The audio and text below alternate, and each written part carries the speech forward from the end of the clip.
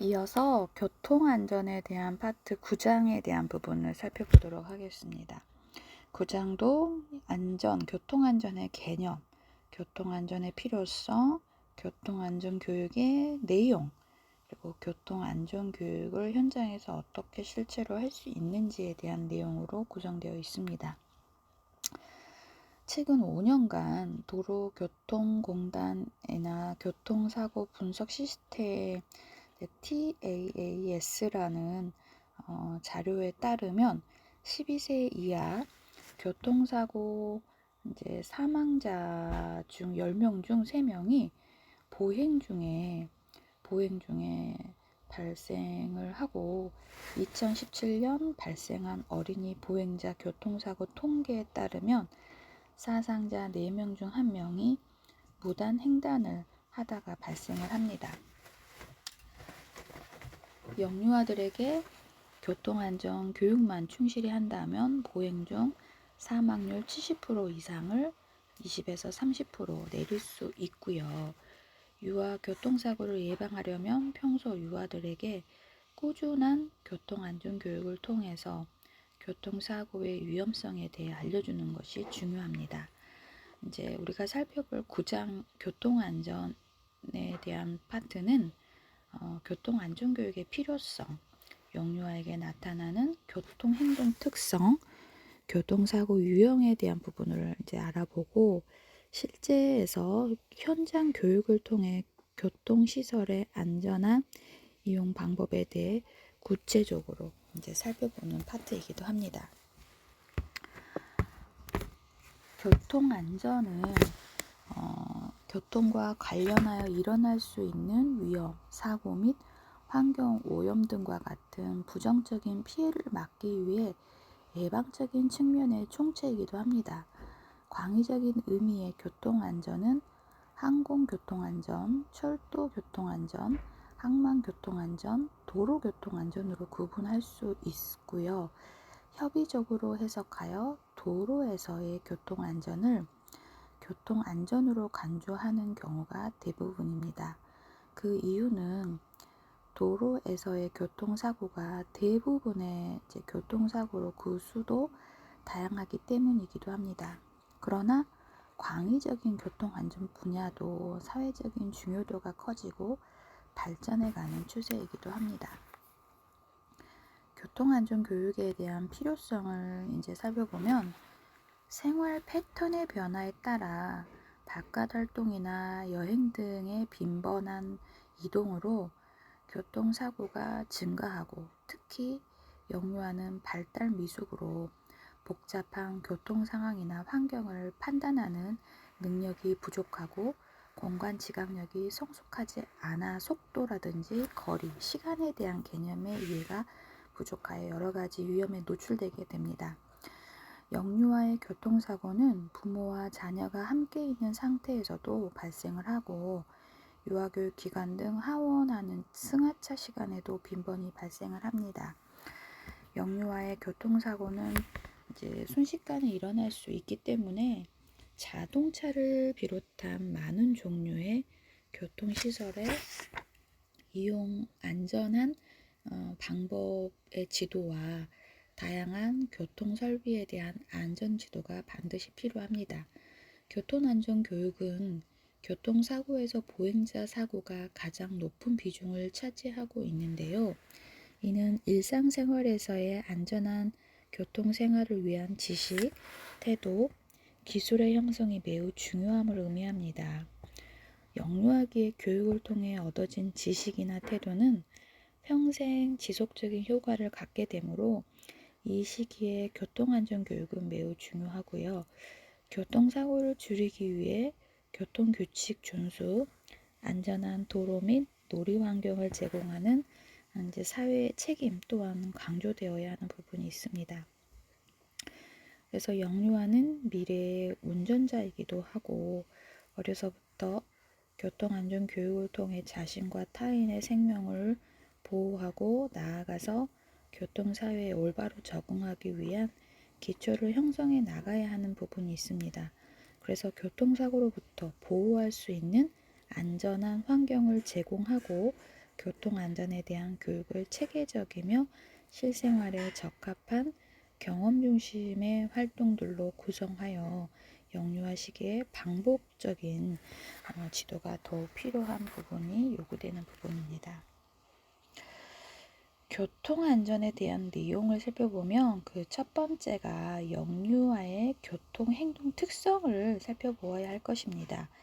영유아는 신체적인 조건, 인지능력, 행동 양식 등이 성인들과는 다르기 때문에 교통사고 발생 특성도 다르게 나타납니다. 그래서 일반적인 영유아 행동 특성을 인지함으로써 영유아 교통사고 발생 유형을 미리 알고 예방할 수 있는 것이지요. 그 첫 번째가 자동차의 작동 원리와 거리와 속도 추정 능력이 부족하다는 것입니다. 이는 영유아는 자동차가 움직이는 원리와 교통 상황을 정확하게 인식하는 능력이 부족하여서 자동차가 정지하기 위해서는 제동거리가 필요하다는 사실을 인식하지 못하지만 손만 들면 차가 설 것이라는 생각을 한다는 것이죠. 영유아는 거리나 공간에 대한 지각력이 정확하지 못해서 물체가 실제보다 훨씬 멀리 있는 것을 착각하고 혼동을 일으키기 쉬운데요. 이것은 거리를 제대로 추정하지 못하고 추측을 하기 때문이기도 합니다. 또한 이제 속도 추정 능력도 부족하여서 차가 달려오고 있는 것을 보고도 피할 수 있을 것이라고 생각하고 뛰어드는 경우와 소음이 심한 차가 소음이 적은 차보다 빠르거나 큰 차와 작은 차가 같은 거리에 있으면 작은 차가 더 멀리 있다고 판단하기도 합니다. 두 번째로 주의 집중 능력과 판단 능력이 약하다는 것입니다.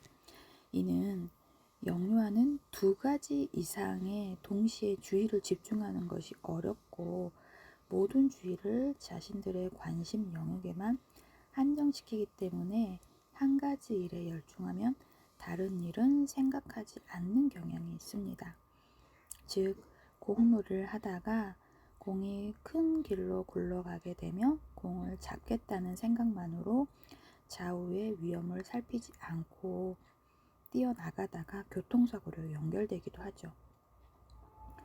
신호를 지키지 않는 교통법규 위반 차량에 대한 인식과 대처 능력이 크게 떨어지는 부분입니다.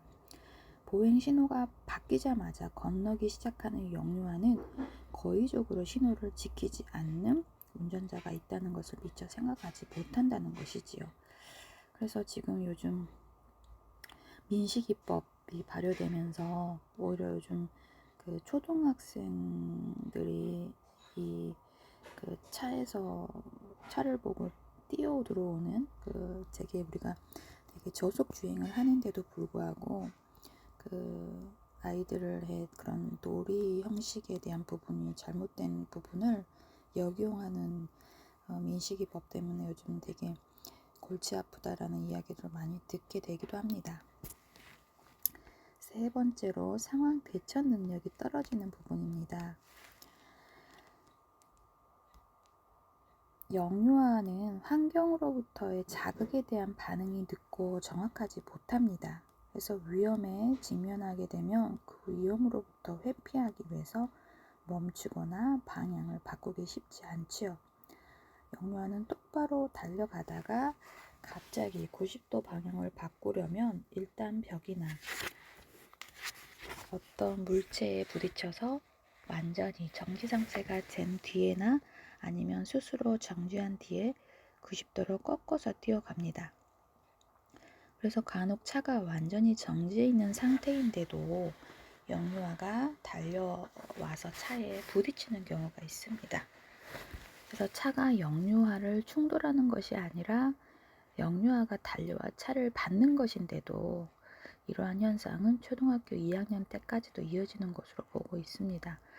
얼마 전에 그 텔레비전에서 본 내용 중에 하나가 앞으로 돌진하지는 않았는데 뒤에 와서 부딪히는 그 사건 때문에 그 법적 공방에 대한 뉴스를 본 적이 있거든요. 그러니까 보통은 앞으로 주행하는 차에 아이를 치는 경우가 있는데 뒤에서 아이가 와서 부딪히는 경우에 대한 그 보상에 대한 이야기를 이제 변호사끼리 이야기를 하는 뉴스를 들은 적이 있거든요. 그래서 이런 유의 차를 보고 위험을 인식하고 회피하는 동작이 빨리 이루어지지 못해서 또 이제 횡단보도 안에서 갈팡질팡하는 모습을 보게 되는 경우도 있고, 내리막 골목길에서 도로에 열중한 영유아가 세워둔 차가 미끄러져서 후진해 오고 있을 때 차를 발견하고도 민첩하게 피하지 못하는 사고를 당하는 경우도 있습니다. 끔찍합니다. 그죠? 네 번째로 모방과 모험심이 강하다는 부분인데요. 영유아들은 성장하면서 어른들의 행동을 따라하려는 심리가 강해 옳지 않은 행동까지 모방을 하는 경향이 있습니다. 특히 부모가 무단횡단을 하거나 보행신호가 적색신호로 바뀐 뒤에 횡단보도로 뛰어드는 행동을 보이면 이후 행동을 모방하게 됩니다. 초등학교 고학년이 되면 운동 기능이 발달하기 시작하면서 잠재적 위험이나 돌발 사고 등에 대해 교통사고 위험을 어떻게 피해야 하는지를 비교적 정확히 판단하게 됩니다. 그러나 위험회피 능력이 늘어남에도 교통사고가 많은 원인은 모방과 모험심 때문이기도 하지요. 영유아들은 모험에서 오는 스릴을 즐기며 다른 사람의 무단횡단을 흉내내거나 교통신호를 무시하는 경향이 있습니다. 다섯 번째로 시각 능력과 청취한 정보 활용 능력이 취약한 부분입니다. 영유아는 눈높이가 낮고 이제 시각이 좁기 때문에 차 너비의 상황과 주변에 접근하는 차량 파악 등의 대처 능력이 떨어집니다. 어른들은 길을 가다가 자동차의 경음 소리가 나면 옆으로 피하는데요. 영유아들은 경운기 소리가 나면 고개를 돌려서 보기 때문에 오히려 위험할 때가 많습니다. 그리고 청력은 성인보다 뛰어남에도 청취한 정보를 활용하는 능력이 미숙하여 눈에 보이는 물체에만 주의를 집중하는 경향이 있습니다. 여섯 번째로 정서불안 시 좌절하기 약하고 감정에 따라 행동 변화가 심한 부분인데요. 영유아는 마음이 불안하거나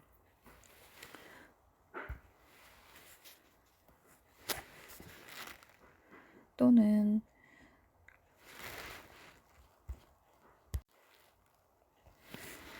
들뜬 기분일 때, 그러니까 기복이 있다고 할 수 있죠. 차분하게 행동하지 못하는 경향이 있습니다. 정서의 불안정 상태라고 하는데요. 이 정서의 불안정 상태라는 건 이제 선생님이나 부모로부터 심한 꾸중을 듣거나 남들이 있는 곳에서 크게 칭찬을 받았을 때, 열등감, 들뜬 기분일 때를 의미합니다. 이때 신중한 마음가짐을 이제 잃게 되는 부분이고, 이렇게 화가 나거나 너무 기분 좋을 때 과잉 행동을 하는 경향이 있고, 이때 주변 환경에 대한 주의력이 떨어져 접근하는 위험을 인식하지 못하게 되는 부분입니다. 일곱 번째로 추상적인 말을 이해하지 못합니다. 영유아 시기에는 구체적인 사물이나 사상을 통하여 기본적인 사고는 가능하지만 아직 개념 조작 능력이 충분하게 발달하지 못하였기 때문에 막연한 말로 이제 구체적인 행동과 결부시켜 이해하지 못한다는 것이죠. 차 조심해라, 길 조심해라 라는 말보다 신호등이 녹색이라 하더라도 차가 멈추었는가를 확인하고 건너라 라는 구체적인 용어를 사용해야 하며, 또 이제 다가오는 차의 거리가 충분하지 않으니 건너지 마라 라는 이제 부정문보다는 차가 없을 때 건너가라 라는 긍정의 말을 이용해야 한다는 것이지요. 여덟 번째로 남자 유아가 여자 유아보다 사고율이 높다는 부분입니다. 남자 유아는 위험을 무릅쓴 행동을 쉽게 하는 위험 감수 수준이 높고 집 밖에서 보내는 시간이 더 많아서 사고 위험에 더 많이 노출되어 있습니다. 여자 유아보다 약 2배 정도 높은 사고율을 보입니다. 특히 인지 능력이 떨어지면서 운동 능력이 좋은 어린이의 사고율이 높은 경향이 있다는 거죠. 교통사고 유형을 살펴보면 무단횡단 사고가 있는데요. 횡단보도나 육교, 지하도로 건너지 않고 무단으로 횡단하거나 발생하는 사고입니다. 보행자는 반드시 신호등을 지켜서 횡단보도, 육교, 지하도를 건너고 특히 횡단보도를 건널 때는 운전자와 눈 마주치기를 하면서 건너고 뛰는 것은 천천히 건너는 경우보다 사고 위험이 7배 높으므로 항상 주의를 살피며 천천히 걸어야 합니다. 횡단보도를 건널 때는 차와 거리가 먼 오른쪽으로 걷는 것이 더 안전하며 초록불이 들어와도 그냥 지나는 차가 있으므로 꼭 눈으로 차량 멈춤을 확인하고 천천히 길을 건너야 합니다.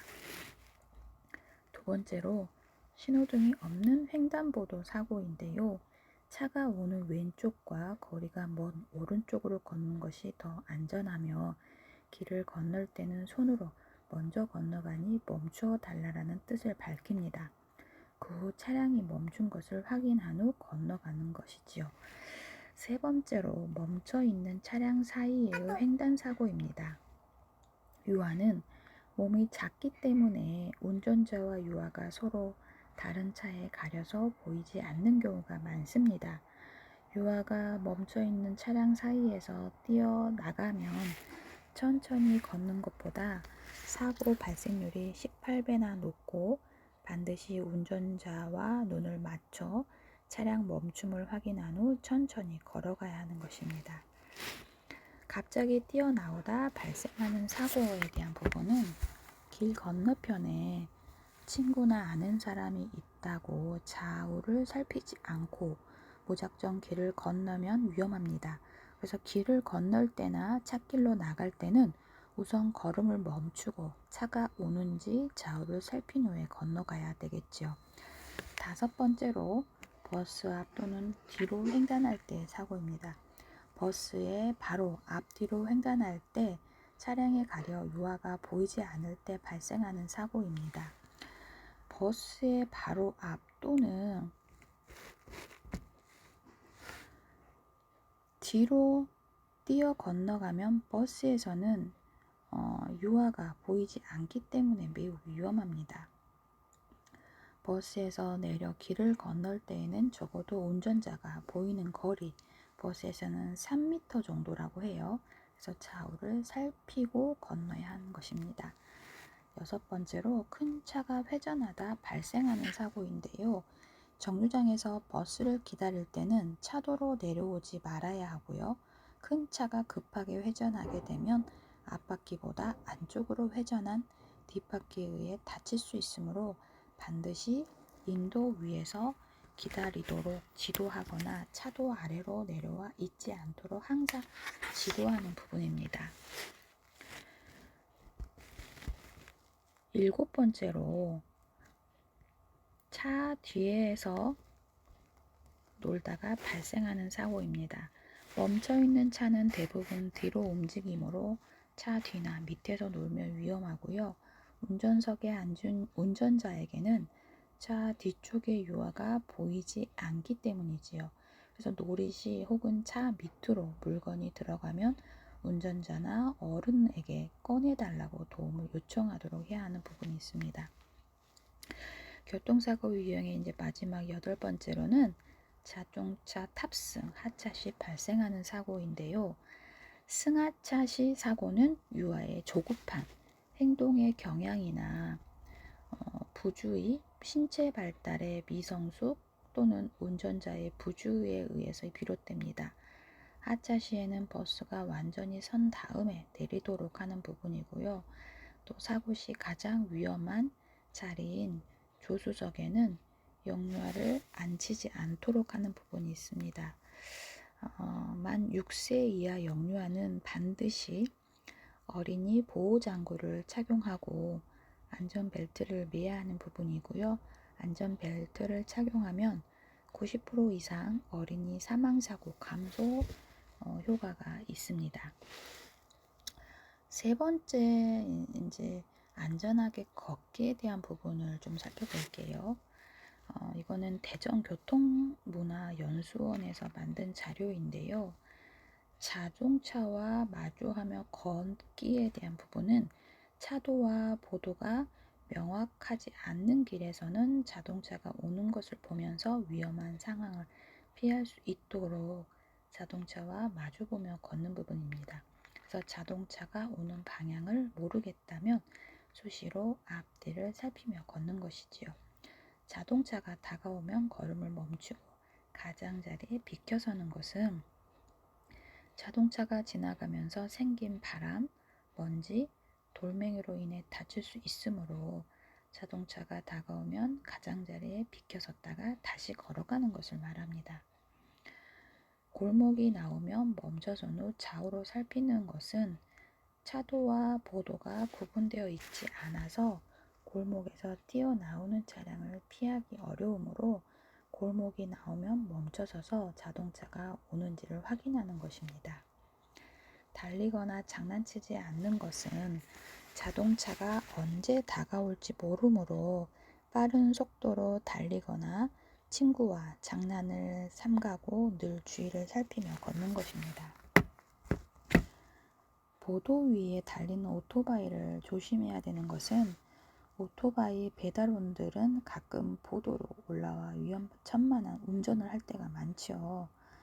빠라바라바라밤 그게 이제 장난스러운 리듬이긴 하지만 굉장히 진짜 실제적으로 옆에서 들을 때는 굉장히 공포감을 유발하기도 합니다.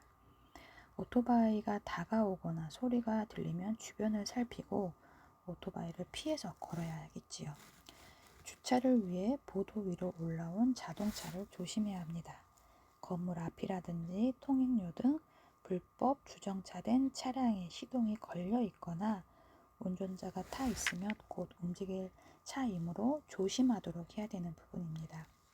보도 아래로 내려가거나 가장자리로 걷지 않는 부분은 보도 아래로 내려가거나 가장자리로 아슬아슬하게 걸으면 큰 자동차, 버스, 오토바이 등과 충돌할 수 있으므로 주의해야 할 것입니다. 네 번째로 안전하게 길을 건너는 내용은 신호가 깜빡일 때에는 다음 신호를 기다리는 부분입니다.